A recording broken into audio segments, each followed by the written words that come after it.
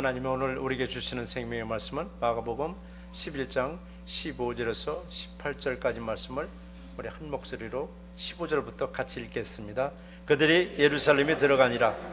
예수께서 성전에 들어가사 성전 안에서 매매하는 자들을 내쫓으시며 돈 바꾸는 자들의 상과 비둘기 파는 자들의 의자를 둘러 엎으시며 아무나 물건을 가지고 성전 안으로 지나다님을 허락하지 아니하시고 이에 가르쳐 이르시되 기록된 바 내 집은 만민이 기도하는 집이라 칭함을 받으리라 하지 아니하였느냐.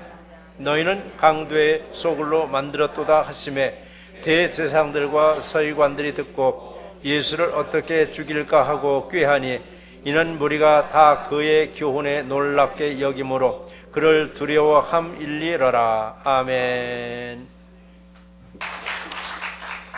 은혜로우신 아버지 하나님 감사합니다. 오늘도 귀한 날에 귀한 말씀을 우리에게 허락하여 주셨습니다. 주님이 말씀하셨습니다. 내 집은 만민이 기도하는 집이라고 말씀하셨습니다. 이 집에서 강도의 굴이 되지 말라고 말씀하셨습니다. 오늘도 귀한 말씀을 주셨사오니 귀한 말씀대로 아버지 하나님 붙잡고 한 주간 나가서 세상에서 승리할 수 있도록 축복 내려 주시옵소서. 귀한 말씀 예수 그리스도 이름으로 감사하며 간절히 기도드리옵나이다. 아멘. 할렐루야. 우리가 이 땅에 살면서 천국에 갈 때 우리는 무엇을 가지고 갈까? 언젠가는 천국에 가야 되는데 천국에 갈 때 우리는 무엇을 가지고 갈까? 눈에 보이는 물질은 불가능하겠죠? 만약에 눈에 보이는 물질까지도 가져갈 수 있다면 아마 아수라장이 될 것 같아요. 근데 눈에 보이는 물질을 절대 가져갈 수 없습니다. 그럼 눈에 보이지 않는 무엇을 가져가야 되는데 눈에 보이지 않는 그 무엇은 무엇일까? 교회에서 받은 직분일까요? 아니면 내 명예일까요? 직분도 아니고 그럼 명예도 아니에요. 그럼 뭐냐고요? 오직 구원받은 내 이름뿐이라고 주님이 말씀하시기를 누가복음 10장 20절에서 그렇게 기록이 되어 있습니다. 너희 이름이 하늘에 기록된 것으로 기뻐하라고 했습니다. 그래요. 내 이름이 하늘에 기록된 것으로 기뻐하시고 감사하는 한 주간 되시기를 주의 이름으로 축원드립니다. 이제는 이제 돌아가셨죠. 이제 고인이 되신 우리 고 하용조 목사님 글에서 이런 글이 나옵니다. 남들에게 사랑이 있느냐? 남들에게 사랑이 없느냐? 이게 중요하지 않다고 했습니다. 뭐가 중요하냐? 내게 사랑이 있느냐가 중요하다고 했습니다. 세상은 서로에게 말합니다. 당신에겐 정말 사랑이 많다라고. 근데 당신에게 왜 이렇게 사랑이 인색하냐고 뭐 질책까지도 합니다. 너는 그렇게 사랑이 없느냐라고. 그럼 사랑이 없다고 질책하는 그 사람에게 정말 사랑이 있을까?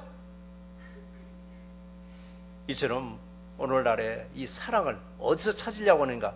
내게서 찾으려고 하지 않냐고 남에서 찾으려고 하더라고요. 다른 사람에서 사랑을 찾으려고 그래요. 그리고 어떤 사람이 하소연해요. 우리 가정이 뭐 사랑이 없는 가정이라고. 누워서 침받는 거 아니야? 누워서 침받아요. 우리 가정에 사랑이 없다라고. 또 어떤 사람은 우리 교회도 사랑이 없다라고. 또 어떤 사람 말하기를 세상에 너무 사랑이 없다라고 막 불평하는 걸 여러분 간간히 들으실 수도 있어요. 그렇다면 나 자신은 사랑이 있는가? 나에게는 사랑이 있는가? 다른 사람에게 사랑이 없다고 말하는 그 사람 자신은 이미 사랑이 메말라 있다는 사실입니다. 내가 사랑이 없을수록 다른 사람에게 사랑이 없다는 말을 서슴없이 하더라고요. 우리는 늘상 눈으로 봅니다. 늘상 귀로 들어요. 근데 피부로 느껴요. 보고 듣고 느낀 것을, 그리고 이 판단은 내 마음의 상태에 따라서 다르게 나옵니다. 똑같은 사물을 몇 사람이 동일하게 봤는데 거기에 대한 사물을 보는 얘기는 다 다르게 나옵니다. 아무리 파충류 같을지라도 사랑이 있고 성령이 충만한 사람은 파충류 징그럽다고도 안 해요. 하나님이 창조하셨는데, 근데 한번 내가 성령이 떠나가고 정말 사랑이 메말랐을 때 아무리 아름다운 꽃을 보더라도 아름다운 것을 느끼지 못하는 거예요. 정의가 없는 사람일수록 정의를 더 부르짖더라고요. 오늘 시간 우리는 가슴에 손을 대고 자신에게 한번 말해보는 시간이 되시기 바랍니다. 과연 내게는 사랑이 있는가? 과연 내게는 정의가 있는가? 우리 생각해보는 그런 시간 되시기 바랍니다. 자, 오늘은 종려주일이라고 하죠. 종려주일. 종려주일하면 늘 본문이 거의 비슷비슷해요. 예수님이 나귀 새끼 타고 들어가는 그 모습들, 호산나 다윗의 자손이야 환장하는 모습들, 매번 그걸 또 울겨 먹다 보니까 식상되더라고요. 그래서 방향 살짝 바꿔봤습니다. 주님은 종려주일 일주일 내내 도대체 뭘 하셨는가? 자, 오늘이 이제 환영받으면서 예루살렘 입성한 날인데, 제가 본문 선택은 내일 거 선택했습니다. 월요일날, 하루 지난 월요일날은 주님은 무슨 일 하셨는가? 우리는 종려주일이며 이제는 마지막 고난주간이기도 합니다. 이 기간 동안 우리는 거룩하게 경건하게만 보낼 것이 아니라 예수님은 뭘 하셨는가? 예수님은 뭘 하셨는가? 그래서 오늘 본문을 읽다 보니까 예수님은 성전을 깨끗하게 청소하셨더라고요. 예수님이 성전을 깨끗하게 청소하셨듯이 우리들도, 여러분들도 바로 내 마음의 성전을 깨끗하게 청소하는 그런 종려일의 주일이 되시기를 주의 이름으로 축원드립니다. 자, 예수님은 나귀 새끼를 타시고 예루살렘 들어오실 때 수많은 사람들 손에는 무엇을 들었어요? 종려나무 가지를 들고 이렇게 환영해서 흔들어 주셨습니다. 그러면서 외쳤죠. 호산나 다윗의 자손이여 찬송하리로다라고. 이 시간에도 성령님은 저와 여러분들에게 오셨습니다. 성령님으로 오신 예수님을 환영하는 저와 이름 되시기를 주의 이름으로 축원드립니다. 자, 이렇게 백성들부터 열렬하게 환영을 받으면서 예루살렘에 들어오신 예수님은 성전으로 가셔서 제일 먼저 하신 일이 있더라고요. 제일 먼저 무슨 일을 하셨는가 했더니 첫 번째 하신 일이 모든 사람들을 내쫓으셨다라고 했어요. 사람들을 내쫓으셨다라고. 근데 무조건 내쫓은 게 아니더라고요. 어떤 사람들이 내쫓김을 받았는가? 어떤 사람이 내쫓김을 받았는가 했더니 15절에서 읽어보니까 그래요. 성전 안에서 매매하는 자들을 내쫓으시며, 성전 안에서 매매라는 건 사고 팔고 했다는 얘기죠. 장사하는 사람들이죠. 여러분, 교회가 부패하면요, 교회를 등에 업고 장사하는 사람이 많아져요. 교회가 건강한 교회는요, 그런 일이 없는데, 교회가 점점점 세속화되어만 갈수록 장사하는 사람이 그렇게 많아져요. 여러분, 교회사를 보면 너무 잘 나왔습니다. 초대교회사에서는 보면 목숨을 걸고 그 말씀을 지켰습니다. 중세교회사쯤 오면은 교회가 막 부패하기 시작합니다. 가장 심하게 부패했잖아요. 그 바람에 개신교는 탄생했어요. 거기서 탄생했습니다. 이것을 보면 교회가 타락하고 부패하면은 예수님은 손을 쓰세요. 예수님은 손을 쓰십니다. 그래서 우리 교회는 세상의 마지막 피난처가 되어야 돼요. 교회는 여러분 세상의 마지막 안식처가 되어야 됩니다. 교회는 세상의 마지막 보루가 되어야 되는 게 교회가 됩니다. 그렇지 못하면 예수님이 그냥 넘어가지 않고 반드시 깨끗하게 청소하고 새로운 시대를 열어주셔요. 그런데 여러분 말이에요, 요즘에 교회가 세상을 염려하고 세상을 놓고 기도하는 것이 아니라 세상이 교회를 놓고 염려한다고 그런 말이 종종 들려요. 여러분도 들어보셨을 거예요. 교회가 해야 할 일이 뭐냐고요. 세상을 염려하고 세상을 놓고 기도해야 되는데 거꾸로 세상이 교회를 염려하고 걱정하고 있다는 얘기예요. 그만큼 교회가 지금 점점점 부패돼 가고 타락돼 가고 있다는 얘기입니다. 그런 얘기가 그냥 들리는 얘기만 들을 게 아니에요.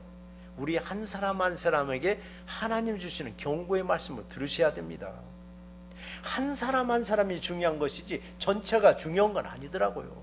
한 사람이 바로 섰을 때 여러분 가정이 바로 서고, 가정이 바로 서면은 교회도 바로 서요. 한 사람이 흔들어지면은 다 흔들림을 당할 수 있다는 얘기입니다. 그래요. 예수님이 당시에 예루살렘 성전은 썩을 대로 썩었습니다. 순수하게 정말 제사 드리러 오는 그 시골 사람들과 외국에서 살다 온 바로 유대인들의 등을 쳐서 이익을 챙기고 있었어요. 성전에서. 이들은 도대체 등친 사람들은 무슨 일을 했는가?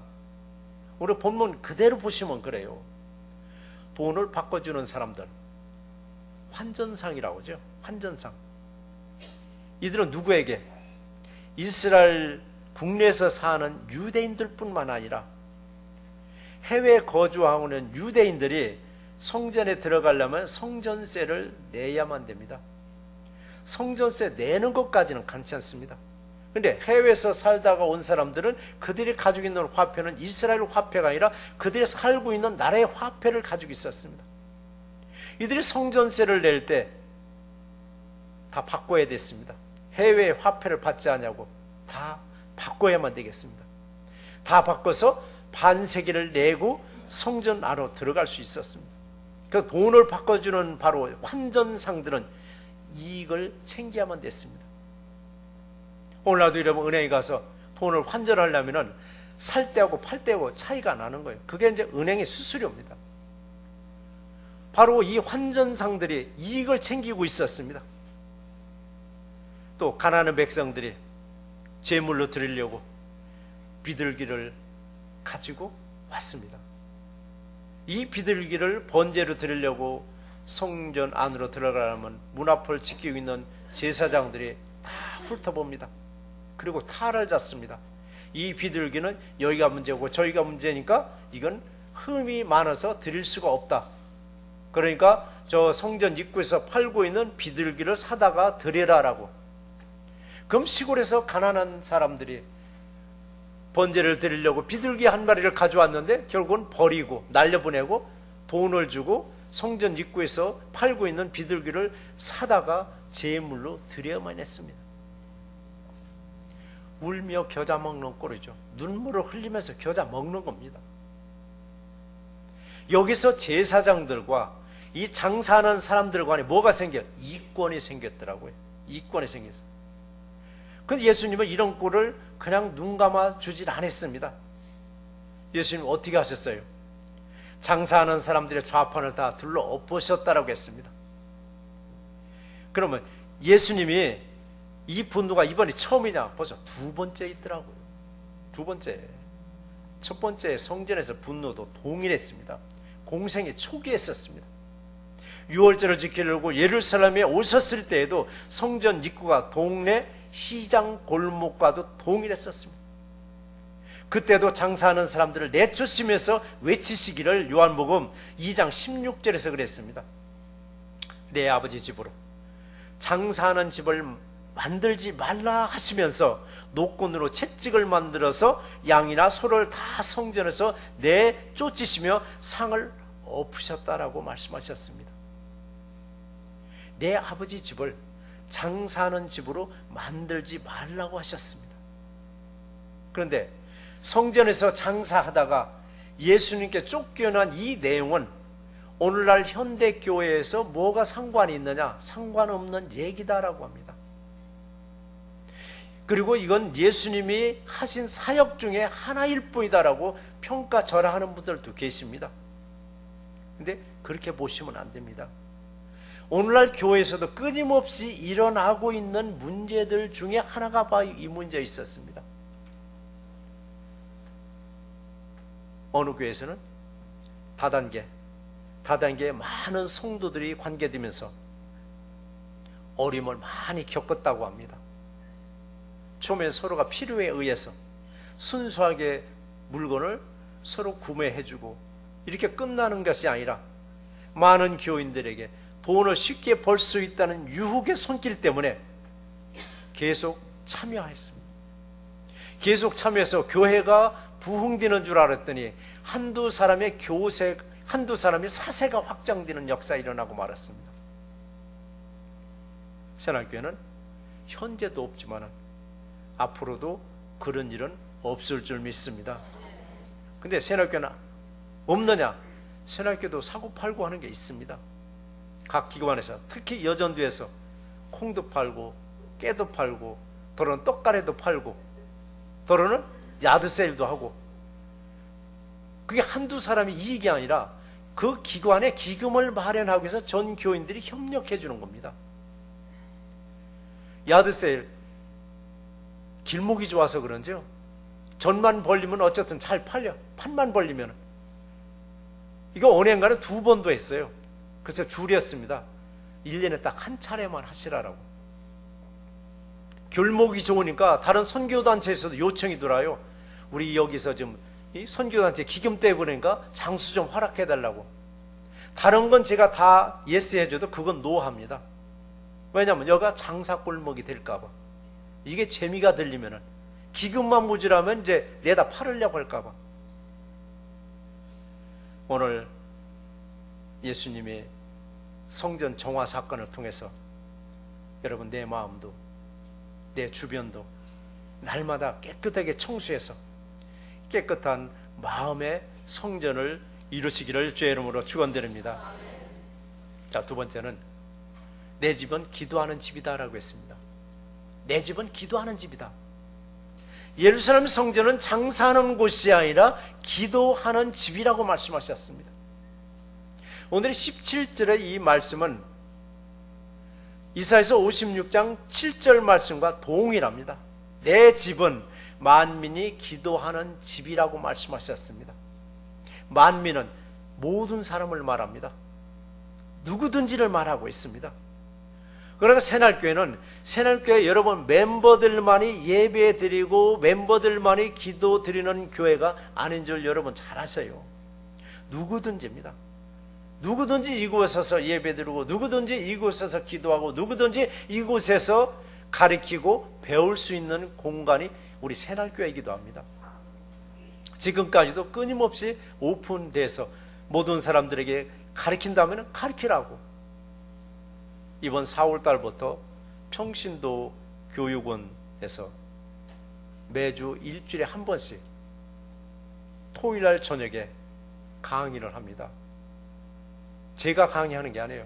외부에 있는 유명한 교수님들, 타주에서 온 유명한 목사님들 오셔서 평신도들에게 대상으로 한 달씩 강의를 합니다. 4월, 5월이 스케줄이 잡혀 있습니다. 여기서 한 20명이 은혜롭게 공부하고 돌아갈 때 어디 자랑해줘요? 새날교회 자랑해주더라고요. 그 평신도 교육이 벌써 5년째, 6년째 들어갑니다. 몇몇 군데 떠돌면서 해봤는데 별로 대우를 못 받았나 봐요. 오기를 꺼려했나 봐요. 저는 와서 쓰라고. 근데 그게 너무 고맙고, 결국 여기서 공부하고 간 사람들이 나가서는 새날교회 너무 은혜롭고 너무 편안하고 좋더라고. 교회는 예배만 드리는 곳이 교회가 돼서는 안 됩니다. 24시간 늘 오픈돼서 기도하고 싶은 분들 기도하고, 예배 드리고 싶은 분들 예배 드리고, 공부하고 싶은 분들 공부하는 그런 공간이 올바른 교회인 줄 믿습니다. 그래서 우리는 이곳에서 드리는 예배와 기도를 통해서 성령의 임재가 우리 모두에게 임하기를 주의 이름으로 축원드립니다. 성령의 임재는 무엇을 말합니까? 성령에 거하시는 성령의 전이라고 했습니다. 고린도전서 6장 19절에서 말씀하셨죠. 너희 몸은 너희가 하나님께로부터 받은 바 너희 가운데 계신 성령의 전인 줄을 알지 못하느냐? 너희는 너의 자신의 것이 아니라 값으로 산 것이 되었으니 그런즉 너희 몸으로 하나님께 영광 돌리라라고 말씀하셨습니다. 사랑하는 성도 여러분, 성령의 임재를 다 여러분 경험하셨죠? 그렇다면 내 몸도 내 것이 아닙니다. 내 자식도 내 것이 아닙니다. 내 남편도 내 것이 아니고 내 부인도 내 것이 아닙니다. 누구 건? 예수님 것이에요. 예수님의 핏값으로 사신 예수님의 것임을 아셔야 되는데, 자식은 죽어도 내 자식입니다. 죽어도 내 자식입니다. 분명히 자식은 우리 선물로 맡기셨습니다. 선물로 주신 사람이 때로는 달라고 할 때가 있습니다. 내가 써먹을 테니까 내게 달라라고. 그럼 여러분 선뜻 내놔요? 내 자식인데. 여러분 내 거는 없습니다. 성령의 임재를 경험했다면 여러분 내 건 없습니다. 예수님 것입니다. 그래서 나는 정말 예수님의 것이라고 고백할 수 있는 신앙인가? 나는 분명 예수님의 것이며 예수님이 바로 성령님이 거하는 여러분 성전인데 온갖 잡동사니 생각으로 꽉 차일 때가 있습니다. 그 마음의 청소를 게을리한 거예요. 마음의 청소를 게을리하면 결국 내 안에도 온갖 잡동사니로 꽉 차다 보니까 번민이 꽉 찬 이 생각 저 생각 온통 생각하다 보니까 하나님 생각을 다 잊어버리고 살아가는 거예요. 그동안 여러분 내 마음의 성전을 청소를 게을리 했다면 오늘 여러분 말씀을 통해서 깨끗하게 청결하게 청소하는 저 여러분 되시기를 주의 이름으로 축원드립니다. 그러므로 여러분 종려주일은 내 안을 청소하는 절기예요. 깨끗하게 청소하는 절기. 예수님 수많은 사람들의 환영을 받으면서 예루살렘에 들어오셔서 가장 먼저 하신 일이 뭐냐고요? 바로 성전을 깨끗하게 청결하게 하셨습니다. 자, 우리들의 마음에도 지저분한 거 오물들 쓰레기 있으면 싹 남김없이 깨끗하게 청결하게 치우는 귀한 하루가 되기를 주의 이름으로 축원드립니다. 우리가 날마다 쓰고 있는 컴퓨터도 그렇잖아요. 컴퓨터에서 불필요한 거 끊임없이 우리 쓰레기통에다 버립니다. 버리지 않고 그냥 놔두면 속도가 느려지고 자료를 보관하고 싶어도 용량이 꽉 차서 보관도 못해요. 컴퓨터 간간히 청소하듯이 저와 여러분의 마음도 간간히 청소하셔서 항상 깨끗한 성령의 전이 되시기를 주의 이름으로 축원드립니다. 자, 예수님은 어린 나귀를 타시고 정말 왕으로 입성하셔서 예루살렘 성전을 뭐라고 했냐면 내 집이라고 말씀하셨습니다. 예루살렘 성전을 내 집이라고. 여러분들도 우리 새날교회를 놓고 뭐라고 하시겠어요? 내 집이라고 좀 말씀하세요. 이건 내 교회가 아니라 우리 교회가 아니라 우리 집이야라고. 예수님이 예루살렘 성전에 오셔서 그 성전을 놓고 말하기에 내 집이라고 하셨습니다. 그리고 내 집은 뭐하는 곳인가? 만민이 기도하는 집이라고 했습니다. 만민이 기도하는 집이라고. 이것을 보면 성전은 하나님이 임재하는 거룩한 곳입니다. 또한 예배 드리는 곳이며 또한 기도하는 곳이며 또한 여기서 말씀을 가리키고 배우는 곳입니다. 이곳에 오셔서 성령의 임재를 경험하시기를 주의 이름으로 축원드립니다. 그래요. 우리 왕 되시는 예수님을 내 안에 오게 하시려면은 먼저 내 마음의 성전을 여러분 깨끗하게 여러분 청결하게 청소하시기 바랍니다. 깨끗한 그릇에 예수님은 은혜를 부어주실 줄 믿습니다. 자, 그렇다면 무엇으로 내 마음의 성전을 깨끗하게 청결하게 할 수 있느냐? 하나님의 말씀과 기도와 예배와 찬송과 그리고 여러분 헌신이 곁들여 있습니다. 바로 이런 걸 통해서 나 자신의 마음을 깨끗하게 여러분 청소하시고 나면 누가 계세요? 바로 내 주 되시는 예수님이 성령으로 내 안에 임재하게 되어 있습니다. 여러분들도 깨끗한 곳에 가서 머물고 싶지 쓰레기통 같은 곳에서 머물고 싶진 않아요. 예수님도 마찬가지입니다. 우리 마음의 상태를 보니까 깨끗하게 정리되어 있으면 예수님이 임재하셔요. 그런데 내 안에 오고 싶은데 보니까 온갖 쓰레기통에 발 디딜 틈 없다고 가정해보세요. 왔다가 토로 가셔요. 그렇기 때문에 내 안에는 뭘로? 하나님의 말씀과 찬송과 기도와 예배와 헌신으로 항상 깨끗하게 여러분 청소하시면 성령은 항상 여러분 안에서 여러분과 동행하는 삶이 이루어질 줄 믿습니다. 그렇기 때문에 성령의 임재를 경험한 사람들에게는 특별한 사명을 주셔요. 특별한 사명이 뭔가 있더니 이 땅에 예수님의 흔적을 남기라고 하십니다. 근데 우리 살아가면서 이 땅에 예수님의 흔적을 남기기보다는 어쩌면 내 흔적을 남기는데 정신이 없습니다. 오죽해야 여러분 관광지 가서 돌에다가 나무에다가 자기 이름까지 흔적을 남기고 가느냐고. 이게 뭐냐? 내 흔적을 이 땅에 뭔가 남겨놓고자 하는 거예요. 근데 여러분 성령을 경험한 성령의 임재를 경험한 여러분들에게는 특별한 사역이 뭐냐? 내 흔적을 이 땅에 남기지 말고 예수의 흔적을 남기는 삶을 살아라 이 얘기입니다. 오늘도 우리는 예수의 흔적을 남기는 귀한 날이 되시기 바랍니다. 어떻게 예수의 흔적을 남기는가? 깨끗한 그릇에는요, 흠집 하나만 있어도 금방 찾아냅니다. 근데 더러운 곳에는 흠집이 여러 군데 있어도 찾아낼 수가 없어요. 바로 우리는 깨끗한 심령으로 전도의 흔적을, 깨끗한 심령으로 사랑의 흔적을 남기시기 바랍니다. 이런 예화가 있습니다. 돼지하고 소가 대화하는 장면이 나옵니다. 돼지하고 소.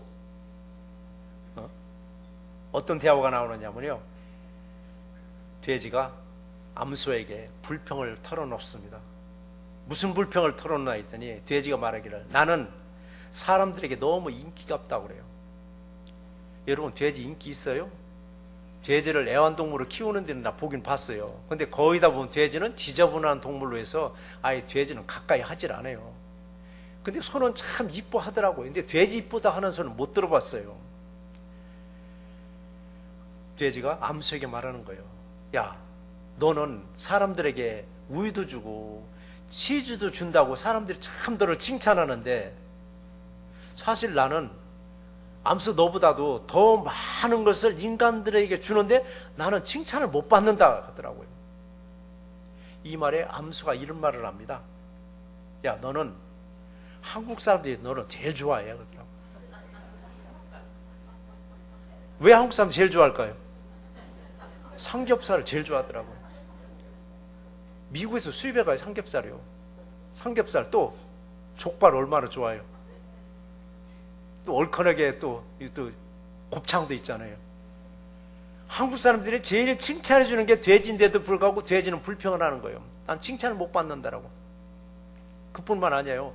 돼지는 버릴 게 하나도 없답니다. 털에서부터 가죽까지 다 쓸 수 있도록 합니다. 그런데 왜 돼지가 암소에게 불평하느냐? 돼지는 살아서 칭찬을 못 받아요. 죽어야 칭찬을 받아요. 그러니까 암소가 부러운 거예요. 암소는 살아서 우유를 만들어내요. 우유를 가지고 치즈까지 만들어내요. 그걸 먹을 때마다 암소한테 고맙다고 얘기할 수 있어요. 참, 너 때문에 우리가 이렇게 우유도 먹고 치즈도 먹는다고. 근데 돼지는 살아있는 돼지한테 네가 삼겹살 줘서 고맙다고는 안 해요. 네가 죽어줘야 우리가 좋다고 그래요. 자, 얘 한번 보세요. 돼지는 죽어서 자기 흔적을 남겼어요. 죽어서 흔적을 남기고 죽어서 칭찬을 받더라고요. 우리도 마찬가지예요. 예? 살아서 칭찬받는 사람이 있어요. 살아서 흔적을 많이 남겨서 칭찬을 많이 받는 사람이 있는가 하면은, 죽어서 더 큰 칭찬을 받는 경우도 있어요. 유명한 사람들 보면 그런 사람 많아요. 살아서는 무명이 있는데 죽고 나서 유명한 사람들, 죽고 나서 유명한 사람들이 있습니다. 그래서 우리가 이 땅에 살면서 흔적이 작아서 칭찬이 적을지라도 하나님 나라에서 더 큰 칭찬을 받을 것을 준비하시기 바랍니다. 이 땅에서 흔적이 뭐냐? 예수의 흔적을 남겼을 때 이 땅에서 사람들로부터 내가 살아서 칭찬을 못 받을지라도 하나님 나라에 가서 여러분 큰 칭찬을 받을 줄 믿습니다. 그 앞에 섰을 때 그래요. 참 잘했도다. 착하고 충성된 종아, 내 주인의 잔치에 참여할 자다라고 이런 칭찬받는 저와 여러분 되시기를 주의 이름으로 축원드립니다. 자, 오늘 종려 주일을 맞이해서 내주 왕 되시는 재림의 예수님을 우리는 맞이할 준비를 해야 돼요. 초림의 예수님이 아니라 재림의, 다시 오실 재림의 예수님을 맞이하려면 여러분 내 마음의 성전을 늘 대청소해서 언제 어느 때 오실지라도 주 예수여 오시옵소서라고 늘 준비하시기를 주의 이름으로 축원드립니다. 오늘 말씀을 정리해 보겠습니다. 자, 욥기서 33장 14절에서 이런 말씀이 있습니다. 하나님은 한 번 말씀하시고 다시 말씀하시되 사람은 관심이 없도다라고 했습니다. 그러니까 하나님이 딱 한 번 말씀하셨습니다. 딱 한 번 말씀하시고 지키는 자에게는 축복을 주시고 지키지 않는 자에게 진노하시는 게 아니에요. 다시 말씀하셨어요. 몇 번까지 하실까요? 알아들을 때까지. 하나님 우리가 알아들을 때까지 계속 말씀을 주셔요. 그 말씀을 줄 때도 성령의 음성으로 직접 줄 경우도 있지만 사람을 통해서 말씀을 주세요. 그 말씀을 주는 말이 너 참 잘했다 칭찬하는 말씀도 있지만 네가 너 잘못하고 있으니까 경고의 말씀을 주실 때가 있어요. 사람을 통해서 내게 경고의 말씀을 주시면 우리가 그걸 듣나요? 귀 딱 닫아버려요. 저 쓸데없는 소리 한다고 안 들어버려요. 그러면 하나님은 다시 말씀하신다고 했어요. 사람을 통해서 너 듣고 깨달으라고.